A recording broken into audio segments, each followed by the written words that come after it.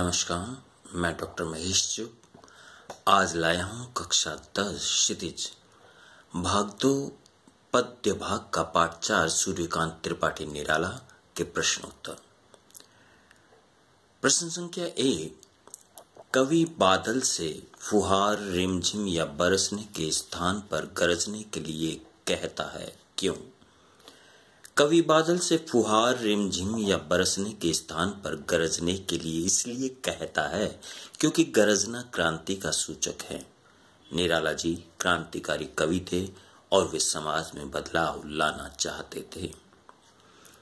प्रश्न संख्या 2। कविता का शीर्षक उत्साह क्यों रखा गया है? कवि बादलों के माध्यम से लोगों में उत्साह का सृजन करना चाहता है। वह लोगों में उत्साह जागृत कर क्रांति लाना चाहता है, इसीलिए कविता का शीर्षक उत्साह रखा गया है। कविता में बादल किन किन अर्थों की ओर संकेत करता है? कविता में बादल निम्नलिखित अर्थों की ओर संकेत करता है। पहला, बादल गर्जन कर मानव जीवन में क्रांति लाने की ओर संकेत करता है। बादल बरस कर मानव जीवन की पीड़ाओं को दूर करने की ओर संकेत करता है। जीवन को उत्साह और संघर्ष के लिए प्रेरित करता है। जीवन में नवीनता लाने, परिवर्तन लाने की ओर संकेत करता है। प्रश्न संख्या 4। शब्दों का ऐसा प्रयोग जिससे कविता के किसी खास भाव या दृश्य में ध्वन्यात्मक प्रभाव पैदा हो, नाद सौंदर्य कहलाता है। उत्साह कविता में ऐसे कौन कौन से शब्द हैं जिनमें नाद सौंदर्य मौजूद है, छांट कर लिखिए। कविता के निम्नलिखित पंक्तियों में नाद सौंदर्य मौजूद हैं। घेर घेर घोर गगन धार धरो। दूसरा, ललित ललित काले घुंघराले। तीसरा, विद्युत छवि उर्मे कवि नव जीवन वाले। चौथा, विकल विकल उन्मन थे उन्मन।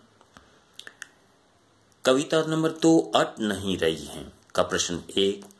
छायावाद की एक खास विशेषता है अंतर्मन के भावों का बाहर की दुनिया में से सामंजस्य बिठाना। कविता की किन पंक्तियों को पढ़कर यह धारणा पुष्ट होती है?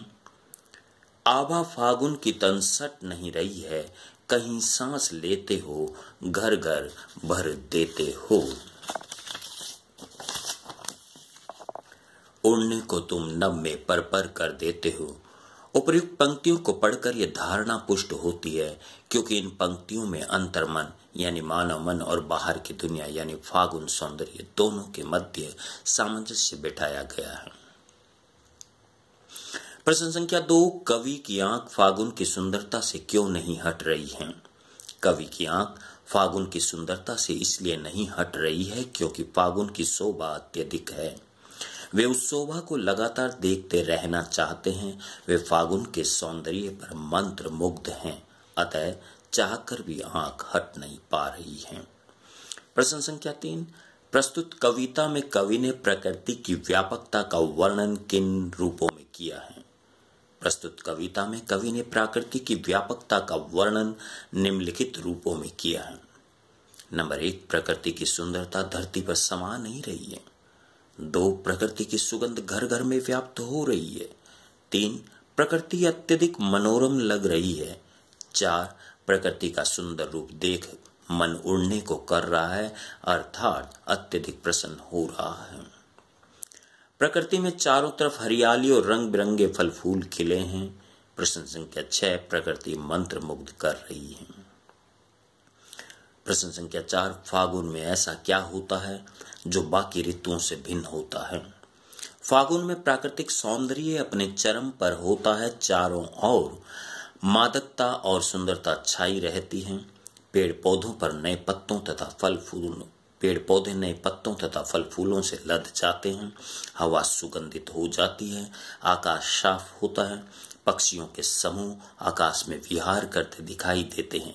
बाग बगीचों में पक्षियों का मधुर कलरव सुनाई पड़ता है। इस प्रकार फागुन बाकी ऋतुओं से भिन्न होता है।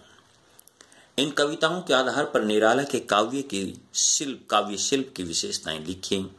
निराला जी छायावादी कवि थे, अतः उनके काव्य में छायावाद की सभी विशेषताएं मिलती हैं, जैसे प्रकृति चित्रण, प्रकृति का मानवीकरण, अलंकारों का प्रयोग, गेयता, प्रवाहमयता, संगीतात्मकता आदि।